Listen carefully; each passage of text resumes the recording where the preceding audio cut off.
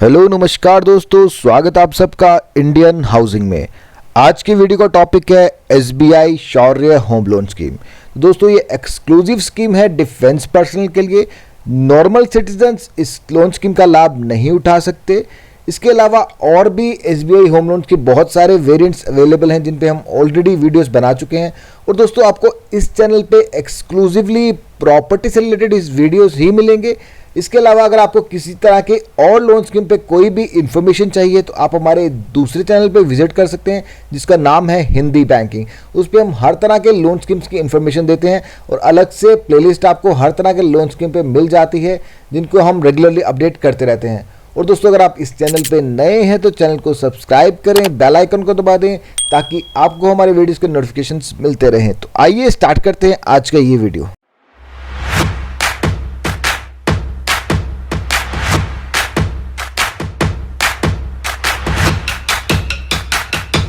SBI शौर्य home loan scheme.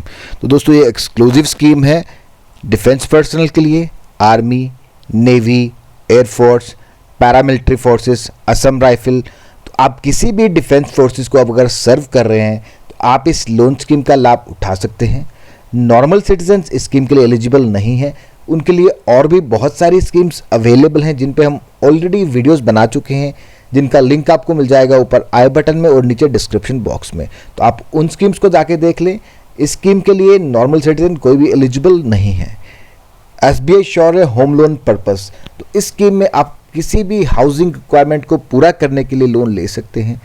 चाहे आप नया फ्लैट खरीदना चाहते हैं, रेडी बिल्ट हाउस लेना चाहते हैं, अपने हाउस की कंस्ट्रक्शन करना चाहते हैं, अंडर कंस्ट्रक्शन बिल्डिंग में इन्वेस्ट करना चाहते हैं, या कोई और आपकी हाउसिंग रिक्वायरमेंट है उसके लिए भी आप ये लोन स्कीम ले सकते हैं। बट इस स्कीम में आप प्लॉट परचेज करने के लिए या होम रेनोवेशन के लिए लोन नहीं ले सकते हैं। बाकी आपकी कोई भी हाउसिंग लोन टाइप रिक्वायरमेंट है तो आप इस स्कीम से पूरा कर सकते हैं। मैक्सिमम लोन क्वांटम, तो इस लोन स्कीम में जो मैक्सिमम आपको लोन अमाउंट दिया जाएगा दैट इज 50 करोड़ और मिनिमम है 10 लाख। तो 10 लाख से 50 करोड़ के बीच में जितना भी आपका हाउसिंग लोन रिक्वायरमेंट है आप इस लोन स्कीम से पूरा कर सकते हैं। बट ये 50 करोड़ जो है ये मैक्सिमम सीलिंग है। बट ये डिपेंड करेगा आपका इनकम सोर्स पे कि आपकी इनकम कितनी है, आप कितना ईएमआई अफोर्ड कर सकते हैं, उसी के हिसाब से आपको होम लोन दिया जाता है। तो ये कैलकुलेशन आप सिंपल कैलकुलेटर से कर सकते हैं। सिंपल होम लोन कैलकुलेटर में आप चले जाइए, किसी भी ईएमआई कैलकुलेटर में आप चले जाइए, वहाँ पे आप अपना इंटरेस्ट रेट डालिए, अमाउंट डालिए। ये सारी चीज़ें डालने के बाद आपको जो ईएमआई देगा, आप देखिए कि आप ऑलमोस्ट अपनी 50% सैलरी से अगर उस ईएमआई को पे कर सकते हैं तो आप उतने लोन के लिए एलिजिबल हैं। तो ये डिपेंड करता है आपकी इनकम पे और आपके प्रोजेक्ट कॉस्ट पे भी कि आपका जो प्रोजेक्ट कॉस्ट है वो कितना है। जो आप घर बनाना या घर ले रहे हैं उसका टोटल प्रोजेक्ट कॉस्ट कितना है उस पर डिपेंड करेगा। फॉर एग्जाम्पल अगर आपका project cost up to 30 lakh है तो 30 लाख तक 10% आपका मार्जिन रहता है। फॉर एग्जाम्पल 30 लाख का हाउस ले रहे हैं तो 10% मार्जिन के हिसाब से 3 लाख तक आपको खुद से कंट्रीब्यूट करना होगा। बाकी 27 लाख के लिए आप एलिजिबल हैं और वो भी अगर उसका आप रीपे कर सकते हैं। 30 लाख से 75 लाख के बीच में अगर आपका प्रोजेक्ट कॉस्ट है तो उस केस में जो मार्जिन है दैट इज 20%। और अबाउट 75 लाख अगर आपका प्रोजेक्ट कॉस्ट है तो 25% मार्जिन आपको खुद से कंट्रीब्यूट करना पड़ेगा और बाकी का जो 75% पार्ट है आपको बैंक से फाइनेंस मिल जाएगा।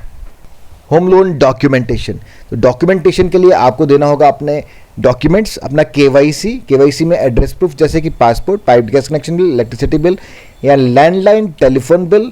उसके अलावा आईडी प्रूफ में पैन कार्ड इज़ मैंडेटरी क्योंकि पैन कार्ड से आपका सिबिल रिपोर्ट जनरेट किया जाता है और उसी से बैंक को आपकी क्रेडिट हिस्ट्री के बारे में पता चलता है। और अगर आपकी क्रेडिट हिस्ट्री ओके है, किसी तरह के कोई बैड लोन्स नहीं है, एनपीएस नहीं है, तो बैंक आपको ईजिली लोन दे देते हैं। बट अगर आपके सिबिल रिपोर्ट में कुछ बैड लोन्स होंगे, कुछ एनपीएस होंगे तो बैंक आपको लोन नहीं देगा। उसके अलावा आपको अपना इनकम प्रूफ देना होगा जो कि आपकी सैलरी स्लिप्स रहेंगी। तो आपकी लास्ट 6 मंथ्स की जो सैलरी स्लिप्स होंगी वही आपका इनकम प्रूफ कंसिडर किया जाएगा। और आपके सैलरी अकाउंट की स्टेटमेंट, बैंक स्टेटमेंट। और प्रॉपर्टी के केस में बात करें तो प्रॉपर्टी आप जिस तरह की आपकी हाउसिंग रिक्वायरमेंट है उसी तरह की डॉक्यूमेंटेशन आपको देनी होगी। अगर आप कंस्ट्रक्शन करने जा रहे हैं तो आपको कंस्ट्रक्शन का एस्टीमेट देना होगा टोटल, जो कि आर्किटेक्ट के द्वारा दिया जाता है। उसमें आप पूरी डिटेल देते हैं कि आपको क्या क्या कंस्ट्रक्शन करनी है और कितनी कंस्ट्रक्शन आपको करनी है, टोटल एस्टीमेट कितना है। उसके अलावा परमिशन चाहिए आपको अपने अर्बन लोकल बॉडीज़ से। कोई भी एग्जिस्टिंग अगर आपके पास कोई बॉडी है तो उनकी आपको परमिशन चाहिए, जैसे कि म्यूनसिपल कॉरपोरेशन है या कोई और डेवलपमेंट अथॉरिटी है तो उनकी आपको परमिशंस चाहिए होती हैं। अप्रूव्ड प्लान की कॉपीज़ चाहिए होती हैं। अगर आप कोई फ्लैट ले रहे हैं तो उस केस में आपका एक ट्राइपार्टेट एग्रीमेंट होता है। तो ये डिपेंड करता है आप किस तरह का आपका रिक्वायरमेंट है, उसी के हिसाब से आपको डॉक्यूमेंटेशन प्रॉपर्टी की प्रोवाइड करनी होगी। इसमें बैंक आपको एप्टली गाइड करेगा, साथ में जिस तरह के डॉक्यूमेंट्स आपको रिक्वायर्ड होंगे वो बैंक आपको बता देगा और वो डॉक्यूमेंट आपको at the time of loan application produce करने होंगे। लोन रीपेमेंट पीरियड, तो इस स्कीम में जो मिनिमम रिपेमेंट पीरियड है दैट इज 60 मंथ और मैक्सिमम रिपेमेंट पीरियड है दैट इज 360 मंथ, यानी कि 30 साल का टाइम आपको मिलेगा इस लोन को चुकाने के लिए। बट कंडीशन ये है कि आपकी एज जो है maximum at the time of loan maturity 75 years से ज़्यादा नहीं होनी चाहिए। तो 75 ईयर्स में आपको सारा लोन रिपे करना होगा, चाहे आपको 15 साल हुए लोन लिए या 10 साल हुए लोन लिए। तो ये वो डिपेंड नहीं करता कि आपको कितनी देर हो गया लोन लिए हुए, ये डिपेंड करता है कि 75 ईयर्स में आपको सारा लोन रिपे करना पड़ेगा और मैक्सिमम टू मैक्सिमम आपको 30 ईयर्स का टाइम दिया जाता है। 30 ईयर्स में आपको सारा लोन रिपे करना पड़ता है। होम लोन मोराटोरियम या हॉलीडे पीरियड, तो हॉलीडे पीरियड में आपको एक तरह से ईएमआई की छूट रहती है, क्योंकि आपको उस टाइम में खाली इंटरेस्ट सर्व करना होता है और आपको प्रिंसिपल की रिपेमेंट उस टाइम में नहीं करनी होती। और ये भी डिपेंड करता है कि आपकी रिक्वायरमेंट किस तरह की है। अगर आप तो कोई हाउस परचेज कर रहे हैं, फ्लैट परचेज कर रहे हैं, तो उस केस में तो आपको 1 मंथ का ही मोराटोरियम दिया जाता है। After 1 month from the date of disbursement आपकी ईएमआई स्टार्ट हो जाती है। बट अगर आप कंस्ट्रक्शन करना चाह रहे हैं तो कंस्ट्रक्शन में मोराटोरियम जो रहता है वो 18 मंथ्स का रहता है। From the date of first disbursement आपको 18 महीने का मोराटोरियम दिया जाता है, उसके बाद में आपकी रेगुलर ईएमआई स्टार्ट हो जाती है। और ये भी डिपेंड करता है कि बिल्डिंग जो आपकी बन रही है वो किस तरीके की है।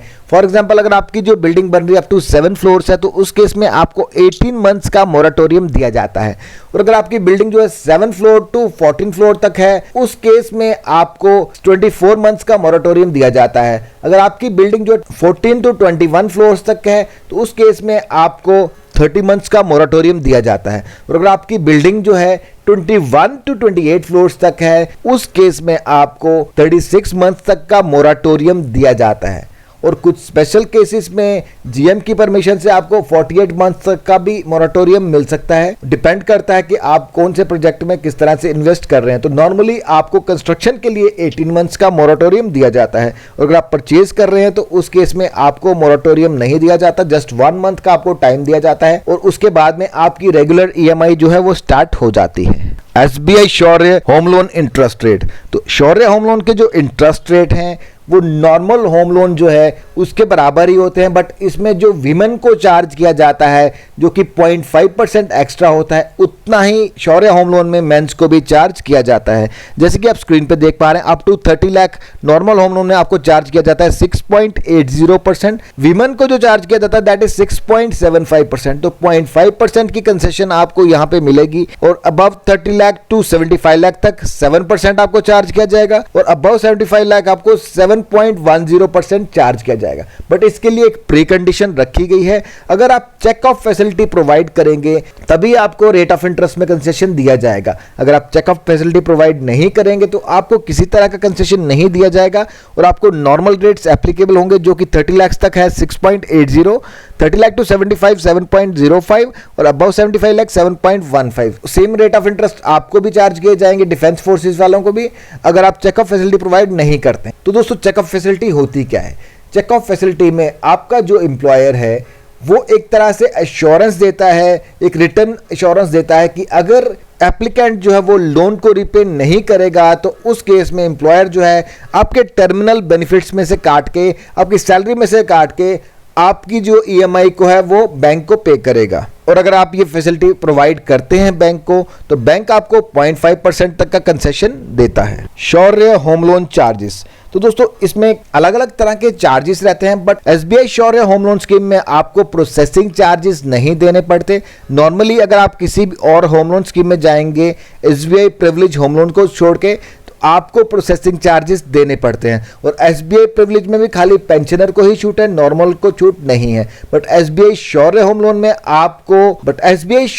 में आपको कोई भी प्रोसेसिंग चार्जेस एटलीस्ट नहीं देने पड़ते। ये भी आप मान के चलिए कि आपकी 5 to 10,000 तक की सेविंग इसमें हो जाती है। बट बाकी के चार्जेस आपको पे करने पड़ते हैं, जैसे कि प्रॉपर्टी के वैल्यूएशन के, क्योंकि होम लोन देने से पहले आपके प्रॉपर्टी का वैल्यूएशन किया जाता है, जो कि प्रॉपर्टी का जो एक अप्रूव्ड वैल्यूअर होता है वो आपकी प्रॉपर्टी की वैल्यूएशन करता है। आपकी प्रॉपर्टी की मेजरमेंट की जाती है, एक्चुअल वैल्यू असेस की जाती है और वो उस पर एक पूरी रिपोर्ट देता है और उसके चार्जेस जो है वो कस्टमर को ही बेयर करने पड़ते हैं। इसके अलावा एक लीगल ओपिनियन रिपोर्ट होती है, जो कि बैंक का एक पैनल लॉयर होता है, वो एक रिपोर्ट तैयार करता है और उसमें ये चेक किया जाता है कि आपके प्रॉपर्टी के टाइटल क्लियर हैं, free from all type of इनकम्बरेंसेस। ये सारी चीजें चेक करने की एक रिपोर्ट बनाते हैं और उसके भी चार्जेस होते हैं जो कि कस्टमर को ही बेयर करने पड़ते हैं। इसके अलावा अगर आपकी स्टेट में कोई भी स्टैंप ड्यूटी एप्लीकेबल, आप जिस भी स्टेट से होम लोन अप्लाई कर रहे हैं, अगर उसमें कोई भी स्टैंप ड्यूटी एप्लीकेबल है तो वो भी आपको पे करनी पड़ेगी और उसमें आपको किसी तरह का कंसेशन नहीं दिया जाता, क्योंकि वो स्टेट गवर्नमेंट को फीस जाती है। तो दोस्तों ये था SBI शौर्य होम लोन स्कीम। कैसा लगा आपको आज का ये वीडियो, कमेंट बॉक्स में कमेंट करके जरूर बताएं। अगर आपको ये वीडियो पसंद आए तो वीडियो को लाइक करें, चैनल को सब्सक्राइब करें। Thank you for watching.